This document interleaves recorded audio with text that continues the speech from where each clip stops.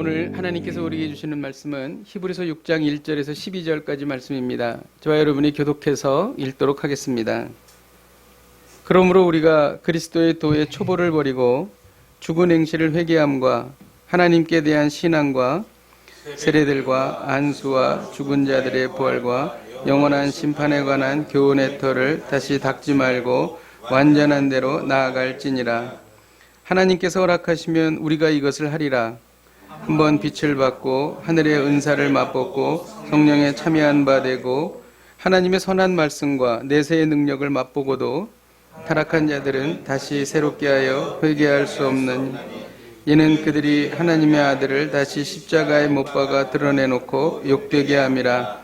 땅이 그 위에 자주 내리는 비를 흡수하여 밭가는 자들이 쓰기에 합당한 채소를 내면 하나님께 복을 받고 만일 가시와 엉겅퀴를 내면 버림을 당하고 저주함에 가까워 그 마지막은 불사름이 되리라. 사랑하는 자들아, 우리가 이같이 말하나 너희에게는 이보다 더 좋은 것 곧 구원에 속한 것이 있음을 확신하노라. 하나님은 불의하지 아니하사 너희 행위와 그의 이름을 위하여 나타낸 사랑으로 이미 성도를 섬긴 것과 이제도 섬기고 있는 것을 잊어버리지 아니하시느니라.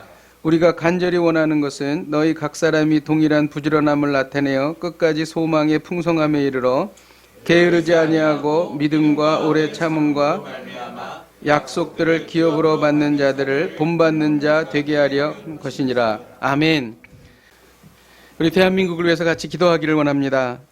이 시간 기도할 때에 미국과 일본 그리고 중국과의 외교에서 국익을 얻는 지혜를 허락하여 주옵소서. 또 우리 대기업, 중소기업, 소상공인 청년들 모두가 행복한 대한민국을 이루게 하여 주옵소서. 진보는 보수를, 보수는 진보를 이해하며 소통하고 통섭하는 대한민국이 되게 하여 주옵소서. 우리 같이 한 목소리로 기도하시겠습니다.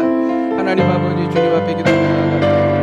하나님 아버지, 외교가 승리하게 하여 주옵소서. 쉽지 않은 외교입니다.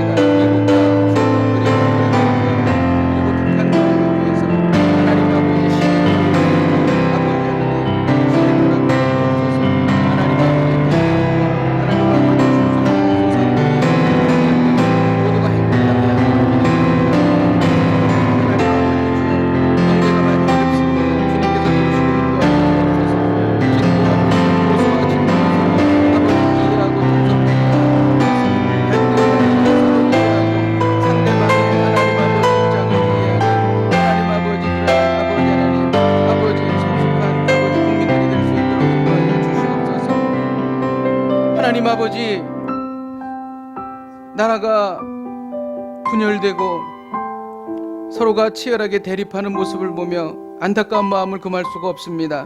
하나님, 성숙한 국민이 되기를 원합니다.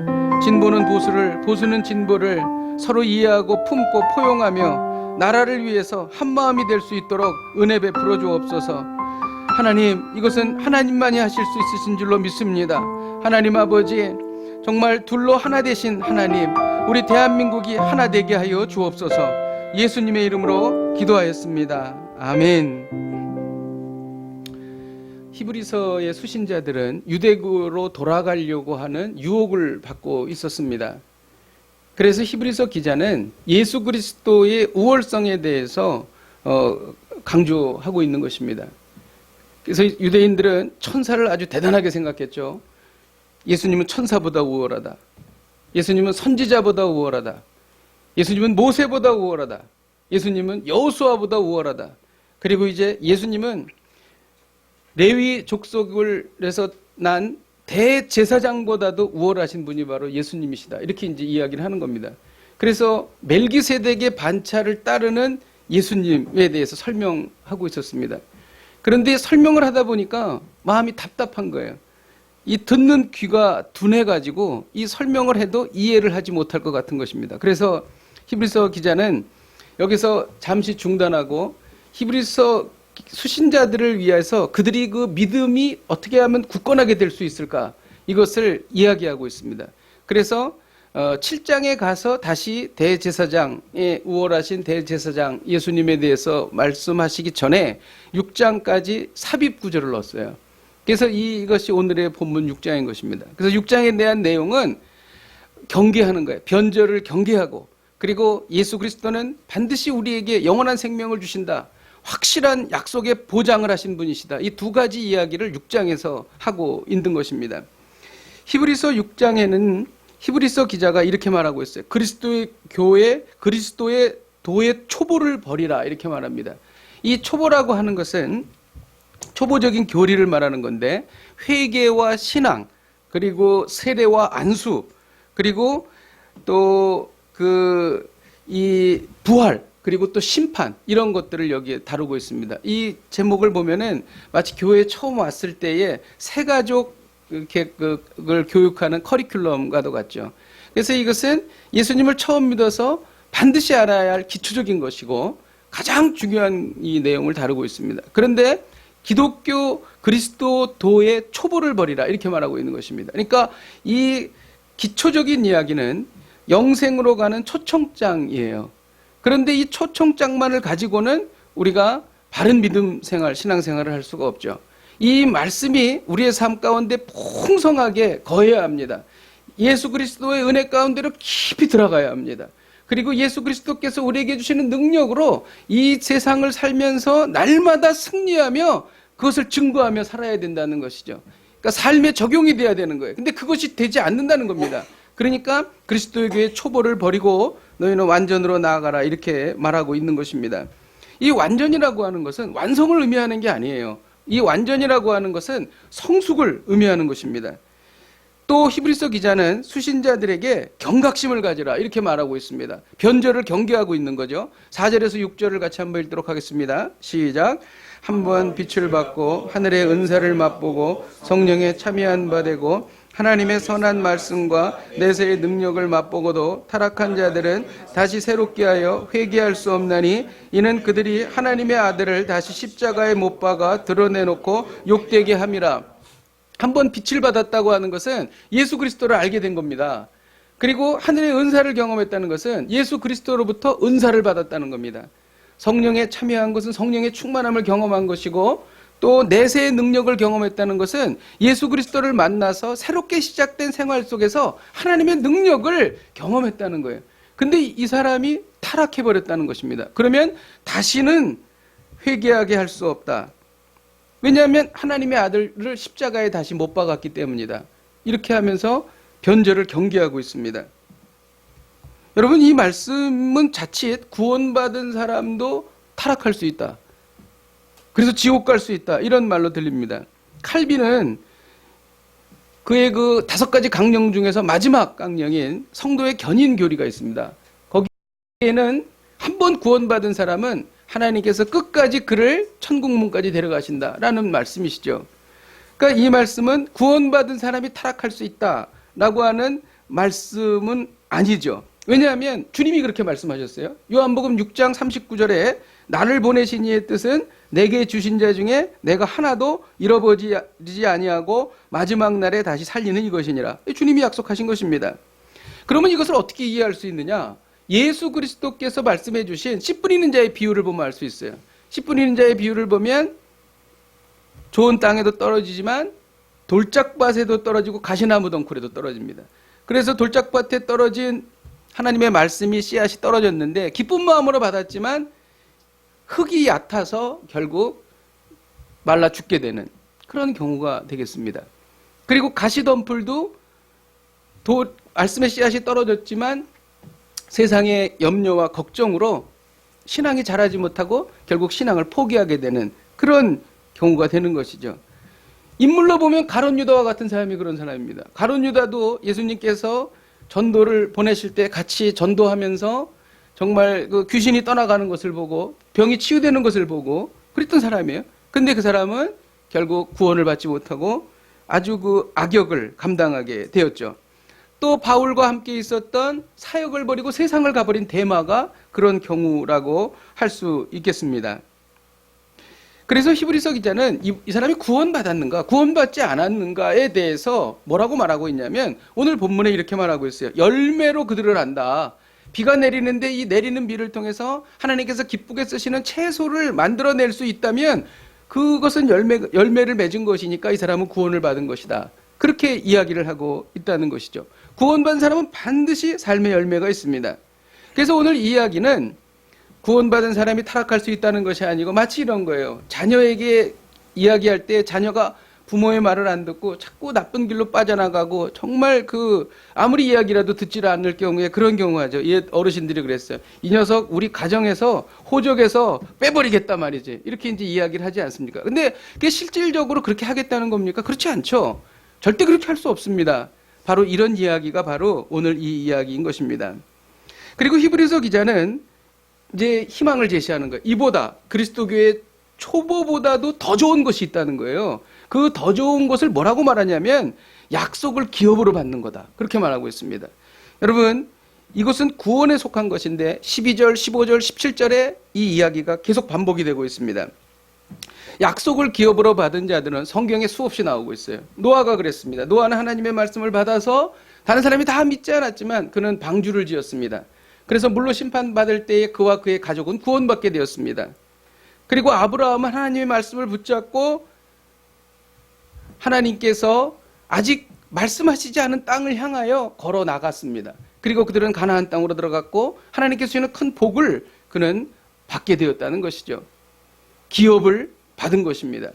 그리고 라합은 하나님을 믿음으로 그는 이스라엘 정탐꾼들을 숨겨주었죠. 그리고 여리고성이 멸망할 때 그들은 구원받았습니다. 이 약속을 기업으로 받는다는 것은 다 구원에 관련된 것입니다. 여러분, 사람들은요, 자기의 경험을 기업으로 생각하고 자기가 그동안 했던 쌓아온 것을 기업으로 생각합니다. 그러나 하나님의 백성들은 하나님의 말씀을 기업으로 삼는 겁니다. 아직 이루어지지 않았지만 하나님께서 나에게 약속하신 것, 그것이 우리의 기업이 된다는 것입니다. 그리고 그것이 실현되는 것을 믿음으로 나아가고 그것을 얻는 것, 이것이 바로 하나님의 백성이라고 하는 것이죠. 지금 이것을 히브리 기자는 말하고 있는 것입니다. 지금 히브리 수신자들은 믿음이 흔들리고 있습니다. 왜 그러냐면 무서운 로마의 핍박이 있었어요. 그리고 거짓 선지자들이 와서 계속 유혹을 합니다. 십자가에 죽은 예수가 그리스도라면 어떻게 십자가에 죽을 수가 있냐? 이렇게 막 말하는 거예요. 그래서 유대교로 오라는 것입니다. 그들은 굳센 믿음이 필요했습니다. 그들은 굳센 믿음을 세울 필요가 있었습니다. 그래서 히브리서 기자는 이렇게 말하고 있어요. 1절과 2절을 같이 한번 읽도록 하겠습니다. 시작. 그러므로 우리가 그리스도의 도의 초보를 버리고 죽은 행실을 회개함과 하나님께 대한 신앙과 세례들과 안수와 죽은 자의 부활과 영원한 심판에 관한 교훈의 터를 다시 닦지 말고 완전한 대로 나아갈지니라. 초보를 버리고 이제는 완전한 대로 나아가라. 너희들이 관념적으로만 갖고 있던, 지식적으로만 알고 있던 그 내용을 해서 이제는 탈피해서 그것이 너의 삶이 되고 그것이 너의 복음이 되어서 너의 삶을 역동적으로 변화시킬 수 있는 강한 그리스도인이 되어야 한다. 이렇게 말하고 있는 것입니다. 오늘의 메시지가 무엇입니까? 끝까지 구원을 이루려면 초보에서 벗어나 완전한 대로 나아가라는 것입니다. 완전한 데는 완성이 아니에요. 성숙하는 것을 말하는 것입니다. 히브리서 수신자는 오랫동안 신앙생활을 했는데도 이 기자는 수신자들이 아직도 젖을 먹는 사람들이에요. 딱딱한 음식을 먹지 못하고 있었습니다. 너무나 답답했습니다. 여러분, 우리 주변에도 신앙생활을 오래 했지만 아직도 신앙이 자라지 않는 분, 초보적인 수준에서 벗어나지 못하는 분들을 보게 됩니다. 가장 특징적인 것은 뭐냐면 신앙과 삶이 일치하지가 않아요. 그리고 오늘이라도 이 세상을 떠난다면 천국에 갈 확신이 없는 것입니다. 신앙을 가져도 늘 괴로워요. 세상에 휩쓸려 살아갑니다. 조금만 어려운 일이 있으면 두려움에 떱니다. 밤잠이 안 옵니다. 세상 사람들보다 더 두려워해요. 여러분, 왜 그렇습니까? 초보에서 벗어나지 못하고 완전한 대로 나아가지 않았기 때문입니다. 완전한 대로 나아가는 것은 복음을 경험하는 것입니다. 여러분, 복음이 뭔지 아십니까? 복음을 경험하고 복음을 삶에 적용해야 우리는 완전한 대로 나아갈 수 있다는 것입니다. 이 이야기를 좀 더 우리가 깊이 있게 좀 다뤄보겠습니다. 어떻게 초보를 버리고 완전한 대로 나아갈 수가 있는가? 11절에서 12절을 같이 한번 읽겠습니다. 시작. 우리가 간절히 원하는 것은 너희 각 사람이 동일한 부지런함을 나타내어 끝까지 소망의 풍성함에 이르러 게으르지 아니하고 믿음과 오래 참음으로 말미암아 약속들을 기업으로 받는 자들을 본받게 하려는 것이니라. 11, 12절은 이거예요. 부지런하라. 그리고 믿음을 가져라. 그리고 오래 참아라. 이런 얘기입니다. 사람들은 이렇게 하면 초보적인 신앙에서 벗어나 완전에 이를 수가 있다 이렇게 생각합니다. 이론적으로는 그래요. 근데 그렇지 않습니다. 그게 어렵거든요. 부지런해라. 여러분 부지런하라 그런다 그래서 영적으로 부지런해질 수가 있습니까? 새벽 기도에 가야 되겠다는 마음은 있는데 잘 못 가게 되죠. 우리는 늘 쓰러지고 넘어집니다. 믿음을 가져라. 믿음을 가지라고 권면한다고 믿음이 생깁니까? 전도해 보면 여러분 잘 아실 수 있죠. 정말 믿음은 참 신비한 거예요. 믿음을 받아들일 뿐이 있어요. 믿음을 가지라 그래서 갖는 것이 아니에요. 제가 어떤 사람이 믿음을 갖고 싶다고 해서 믿음이 가져지는 것도 아니에요. 이거는 사람의 힘으로 되지 않는다라는 것입니다. 그리고 우리가 노력해도 되지 않는다라고 하는 것을 이를 통해서 우리가 깨닫게 되는 것이죠. 여러분 그래서 율법으로 구원받을 수 있는 사람은 아무도 없습니다. 우리가 율법을 다 지킬 수 없어요. 율법 중에서 하나라도 어기면 율법을 다 지키지 않은 거라고 성경은 말합니다. 어떻게 율법을 지킬 수 있습니까? 그러니까 결국 우리가 어떤 우리의 노력과 우리의 어떤 공로로 인해서 신앙의 어떤 목적을 달성하려고 생각한다면 우리는 결국 좌절과 절망에 이르게 된다는 것이죠. 그러니까 여러분 위로받으십시오. 내가 이렇게 자꾸 넘어지고 그러는 것이 이상한 게 아니다. 다 그렇다. 정말 그런 거예요. 그래서 하나님께서 이것을 아셨죠. 그래서 하나님께서는 해결책을 주신 거예요. 하나님께서는 우리가 할 수 없다는 걸 아세요. 그래서 구원자를 보내셨습니다. 그분이 바로 예수 그리스도이십니다. 우리가 율법을 완벽하게 지킬 수 없기 때문에 율법을 완벽하게 지킬 수 있는 예수님을 보내주신 것입니다. 그래서 우리는 율법을 완벽하게 지킬 수 없지만 예수님이 그것을 대신 다 지켜주신 거예요. 그러니까 우리는 예수님 안에 거하기만 하면, 예수님께 기대기만 하면 우리는 율법을 다 지켰다 이렇게 여겨주신다는 것입니다. 여러분 이것이 복음이에요. 그리고 우리는 죄에서부터 해방될 수가 없어요. 우리 스스로 죄의 문제를 해결할 수 없습니다. 우리는 하루에도 수십 번씩 악한 죄를 짓고 살아가고 있습니다. 그런데 예수님께서 무음하신 분이십니다. 예수님은 죄가 없으신 분이세요. 그리고 오셔서 우리의 죄를 다 깨끗하게 씻어주셨습니다. 그래서 우리는 죄를 해결할 수 없지만 예수님께서 죄를 해결해 주셨기 때문에 예수님 안에 거하기만 하면 우리의 죄는 다 없어지는 것입니다. 이게 바로 복음이에요, 여러분. 우리는 하나님의 자녀라는 정체성을 갖게 되었어요. 여러분 왜 우리가 괴로운 줄 아세요? 왜 우리가 예수님을 믿는다 그러면서 인생을 살면서 어려움 속에서 우리가 힘들어하는 이유가 뭡니까, 여러분? 그 이유는 이런 거예요. 우리가 생각할 때에는 행위가 정체성을 결정한다 이렇게 생각하는 거예요. 이게 뭐냐면 우리가 열심히 선한 일을 하고 하나님의 말씀을 잘 따르고 큐티도 열심히 하고 이러므로 인해서 하나님께서 나를 인정해 주신다고 하는 정체성이 생긴다 이렇게 생각을 한다는 거죠. 이거는 율법주의입니다. 여러분 이것은 복음이 아니에요. 복음은 뭐냐면 정체성이 행위를 결정하는 거예요. 내가 한 것이 아무것도 없는데 이미 주님께서 나를 완벽하고 무음한 사람으로 인정해 주신 거예요. 예수 그리스도 안에서 우리는 이미 완벽해진 것입니다. 이미 우리는 하나님의 아들이 된 것이에요. 그렇기 때문에 하나님께서 그렇게 해주셨기 때문에 그것에 감사해서 내가 선한 행위를 하고 내가 성화되어 나가는 거예요.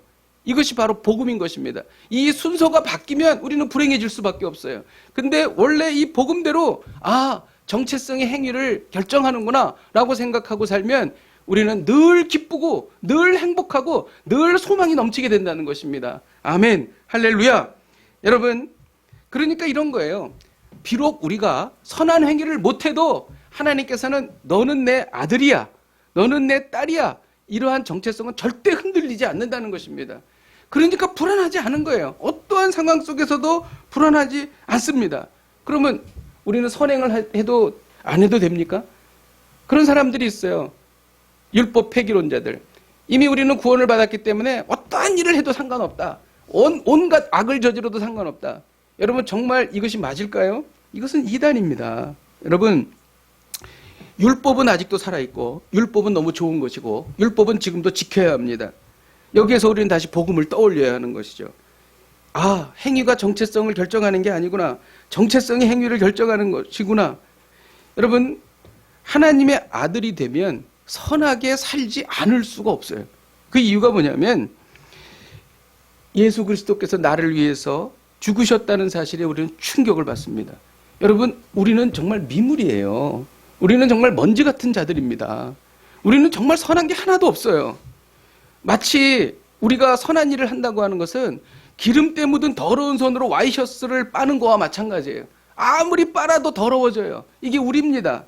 그런데 그리스도께서 우리를 깨끗하게 해주셨습니다. 그분의 생명으로. 충격을 받는 거예요. 나 같은 자를 어떻게 이렇게 위해서 창조주께서 죽으셨을까? 예수 그리스도께서 비천한 나를 위하여 어떻게 고난을 받으셨을까? 채찍에 맞아서 살점이 떨어져 나가고 뼈가 보이도록 고통을 당하셨을까? 충격을 받는 것입니다. 근데 그 창조주 하나님께서 지금 내 안에 계신 거예요.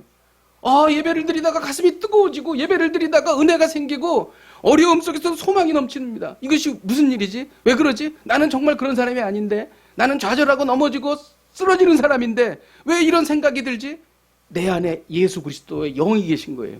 그분은 바로 천지를 주신 창조주 하나님이십니다. 이러한 사실에 충격을 받는 것입니다. 여러분, 감동하고 감격하고 충격을 받으면 어떤 일이 생기냐면 하나님을 사랑하지 않을 수가 없어요. 하나님을 사랑하게 되는 것입니다. 하나님을 알면 알수록 하나님을 사랑하게 되는 것입니다. 그리고 시간이 지나면 지날수록 하나님의 사랑이 깊어지는 것입니다. 바로 이것입니다. 하나님을 사랑하면 죄를 지킬 수 있는 거예요.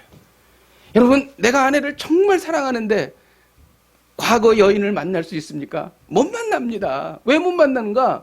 만나면 아내가 그것을 알게 되면 좌절하고 배신감을 느끼고 상처를 받기 때문이에요. 절대 만날 수 없죠. 왜? 아내를 사랑하니까. 하나님을 사랑하면 죄를 지을 수가 없는 거예요. 죄를 지면 너무 가슴이 아픈 거예요. 왜? 누구나 자기가 사랑하는 사람이 좋아하는 것을 하기를 원하는 것입니다. 여러분, 하나님을 깊이 사랑하는 사람은 죄로부터 떠나 거룩해지는 것입니다. 그러니까 11절과 12절은 너 부지런해, 너 믿음을 가져, 그리고 오래 참아, 그래서 너 하나님께 인정받아야 돼, 하나님께 사랑받아야 돼, 이 말이 아니고요. 11절 12절은 하나님을 사랑하게 되면 너는 부지런해지는 거야. 그리고 너는 믿음을 가질 수 있는 거야. 그리고 너는 오래 참을 수 있는 거야. 이런 말씀인 것입니다. 요 대목에서 아멘입니다. 아멘. 아멘. 아멘. 잘하셨습니다. 그래서 요한복음 14장 15절에 너희가 나를 사랑하면 나의 계명을 지키리라. 딱 맞습니다. 우리 주님께서 그렇게 말씀해요. 너희가 나를 사랑하면 나의 계명을 지키리라. 너희가 계명을 지키면 내가 너를 사랑할 것이다. 아니에요. 너희가 나를 사랑하면 나의 계명을 지키리라. 할렐루야. 이게 복음인 것입니다. 우리 아브라함이 오늘 본문에 어떻게 초보를 버리고 완전으로 나아갔는지를 기록하고 있어요. 13절에서 14절을 다시 한번 읽겠습니다. 시작.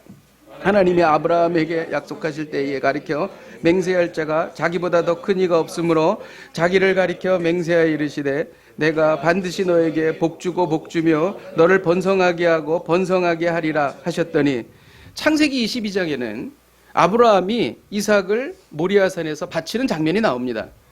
그리고 이것을 잘 했죠. 그리고 나서 창세기 22장 16절에 내 아들 내 독자라도 아끼지 아니하였은즉 내가 내게 큰 복을 주고 내 씨가 크게 번성하게 하겠다. 이렇게 말씀하십니다. 여러분 생각해 보십시오. 자, 우리가 복음에 대해서 생각하는 것입니다. 우리가 복음을 잘 이해하고 있는가를 여러분 한번 생각해 보세요. 아브라함이 이삭을 바쳐서 큰 복을 받았습니까? 씨가 크게 번성하게 됐습니까? 아닙니까? 아니라는 겁니다. 왜냐하면 이미 하나님께서는 창세기 12장 1절과 2절에 이미 복을 주셨어요. 이 모리아 사건 이전에. 그래서 창세기 1장 12장 1절에서 2절에 보면 여호와께서 아브라함에게 이르시되 너는 너의 고향과 친척과 아버지의 집을 떠나 내가 내게 보여줄 땅으로 가라. 내가 너로 큰 민족을 이루고 내게 복을 주어 내 이름을 창대하게 하리니 너는 복이 될지라. 그러니까 아브라함은 이미 정체성을 갖고 있는 거예요. 하나님께서 큰 복을 주시기로 하고 너를 통해서 큰 민족을 이루게 하겠다라고 하는 정체성이 있는 겁니다. 그리고 나서 나중에 모리아산 사건이 일어난 거예요. 그러니까 아브라함은 하나님을 사랑해서 계명을 지킨 거예요. 하나님 계명을 지켜서 하나님께 사랑을 받은 게 아니라는 겁니다. 그러니까 하나님의 복이 먼저 임했다는 것입니다. 단지 이삭을 바치는 과정에서 아브라함의 믿음이 성숙하게 된 거예요. 완전으로 나아가게 된 것입니다. 여러분, 하나님은 아브라함에게 계속 아브라함이 할 수 없는 일을 지시하십니다. 그리고 행하십니다. 내가 늙었지만 아들을 낳을 거야. 내 아내가 경수가 끊어졌지만 아들을 낳을 거야. 할 수 없는 일을 하나님께서 행하셨습니다. 근데 그 다음에 더 할 수 없는 거를 또 요구하십니다. 아들을 바쳐라. 늦게 얻은 아들을 어떻게 바쳐요? 그런데 아브라함은 이것을 했습니다. 어떻게 했습니까? 성경에 뭐라고 되어 있습니까? 왜 어떻게 아브라함이 이것을 했다고 기록합니까? 성경에 나오지 않아요. 아브라함이 어떻게 했는지 나오지 않습니다. 그는 그냥 그 말씀 듣고 아침에 일어나서 모리아산으로 아들 데리고 간 겁니다. 그리고 바치려고 했어요. 저는 왜 아브라함이 어떻게 이것을 할 수 있는지에 대해서 성경을 읽으면서 깨닫게 되었습니다. 하나님께서 아브라함 스스로 가질 수 없는 믿음을 갖게 하셨다는 거예요. 그거는 뭐냐면 이삭을 바치기 전에 이삭이 말합니다. 아버지, 나무와 불은 있는데 하나님께 드릴 어린 양은 어디 있습니까? 이렇게 질문합니다. 그때 아브라함이 뭐라고 얘기하냐면 하나님께서 친히 준비하시리라. 여호와 이래. 그러니까 이미 아브라함은 하나님께서 아들 대신에 어린 양을 준비하실 것이라는 믿음이 생겼다는 거예요. 그래야 안 그래요? 그렇잖아요. 하나님께서 믿음을 주신 것입니다. 그래서 이러한 놀라운 일이 생긴 거고 나중에 정말 숫양이 수풀에 뿔이 걸려 있었고 이삭을 대신해서 번제로 드리게 된 것입니다. 하나님의 메시지는 무엇입니까? 하나님께서는요, 아브라함 너는 앞으로도 계속 내가 할 수 없는 일을 할 거야. 그것은 너의 능력이 아니라 전능하신 나 여호와의 능력으로 너는 할 수 없는 일을 계속 해나갈 거야. 여러분, 이게 우리의 인생입니다. 우리가 할 수 없어요. 우리가 할 수 없는데 하나님이 해주시는 것입니다. 우리는 단지 그것을 믿고 따라가는 것입니다. 만일 인생의 중요한 일을 우리가 다 해야 하고 결정해야 한다면 우리는 실패자가 되고 말 것입니다. 그런데 우리의 인생의 중요한 일을 하나님께서 그것을 다 이루어 주시기 때문에 우리는 반드시 승리하게 된다는 것입니다. 아무리 어려워도 아무리 힘든 일이 생겨도 우리는 좌절하지 않아요. 낭망하지 않아요. 왜? 하나님께서 아브라함에게 하신 것처럼 내가 할 수 없는 일을 내가 할 거야. 너는 믿고 나를 따라와. 이렇게 말씀하시는 것입니다. 여러분, 이게 복음이에요. 행복하지 않습니까? 기쁘지 않습니까? 뭐가 두렵습니까? 중요한 일은 하나님이 다 하신다는 거예요. 그리고 이것을 여러분들 표정을 보니까 잘 못 믿으시는 것 같아. 그래서 오늘 본문에 보면 이건 정말이야 라고 하는 것을 하나님께서 보증하십니다. 18절에 보면 이는 하나님이 거짓말을 하실 수 없는 이 두 가지 변하지 못할 사실로 말미암아 앞에 있는 소망을 얻으려고 피난처를 찾은 우리에게 큰 안위를 받게 하려 하심이라.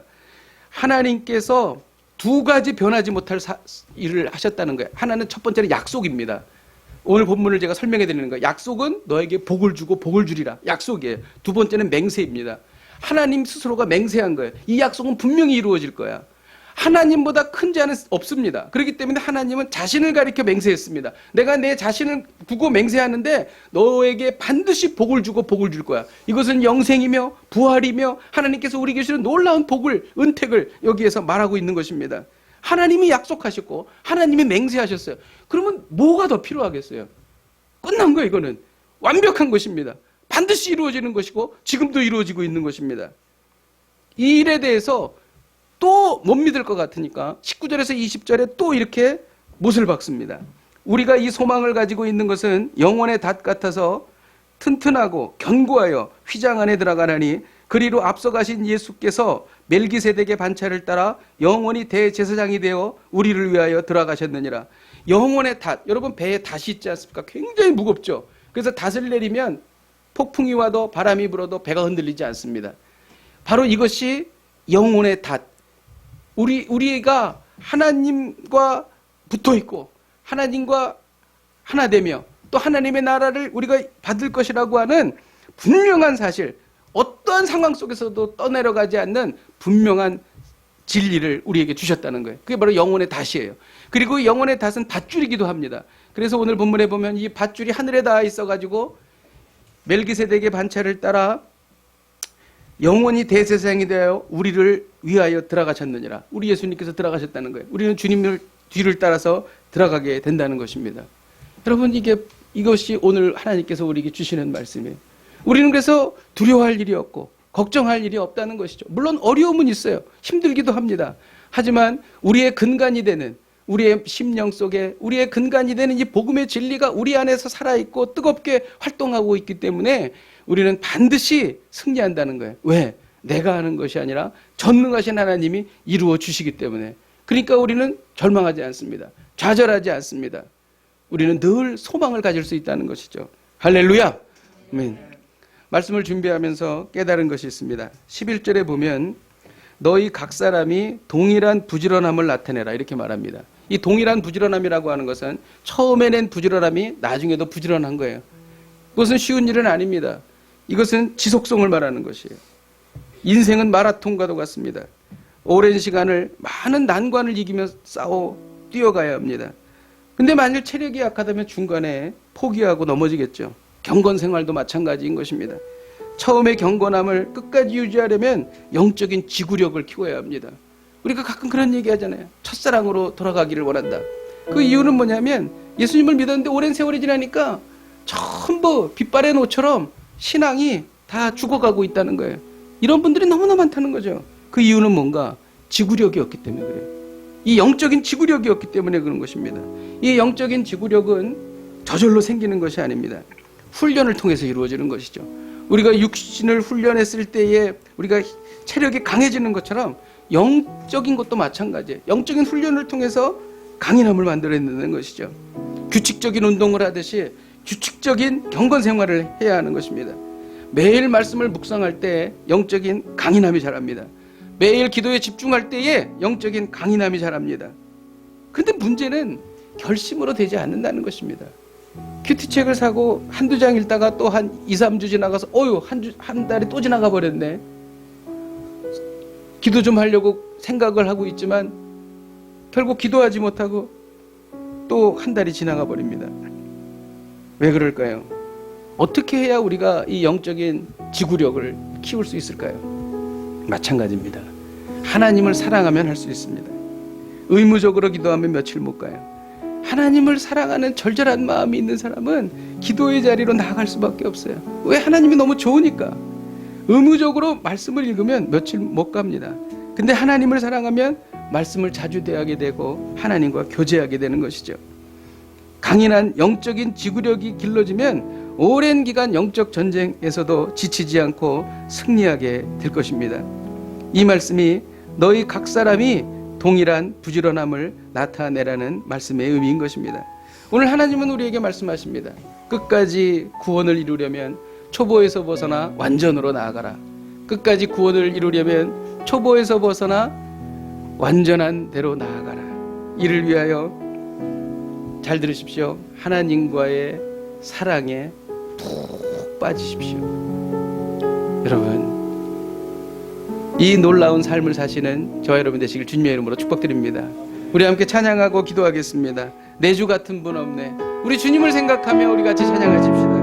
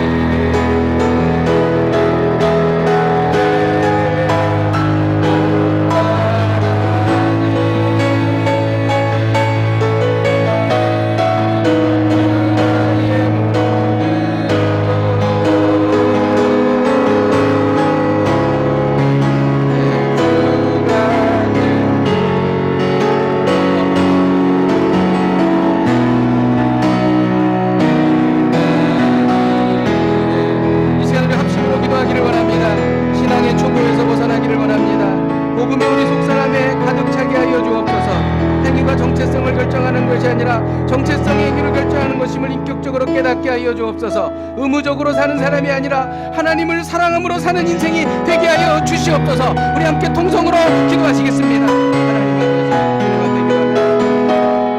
하나님 아버지,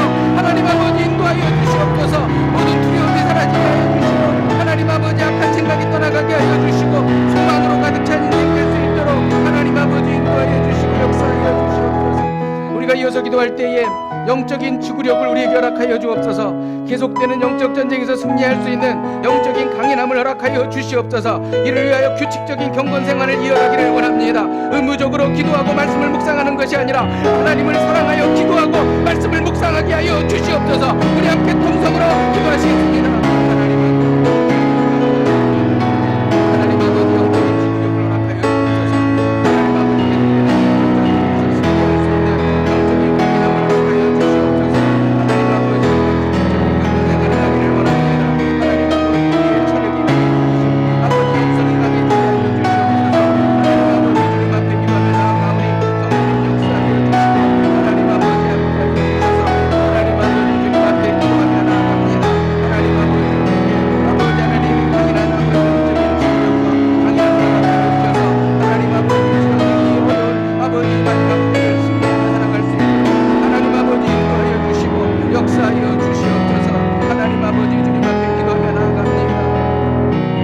하나님, 우리가 이제 신앙의 초보에서 벗어나기를 원합니다. 우리가 삶 속에서 하나님의 은혜에 깊이 빠져서 깊고 그 무궁하신 예수 그리스도의 은혜를 경험하게 하여 주시옵소서. 또 우리의 삶 가운데 복음이 녹아져서 하나님 아버지 복음으로 충만하여져서 어떠한 일에도 좌절하지 아니하고 낭망하지 아니하며 어떠한 상황 속에서도 소망을 갖고 그 아버지 하나님 약속을 기업으로 받는 저희들이 될 수 있도록 인도하여 주시옵소서. 예수님의 이름으로 기도하였습니다. 아멘.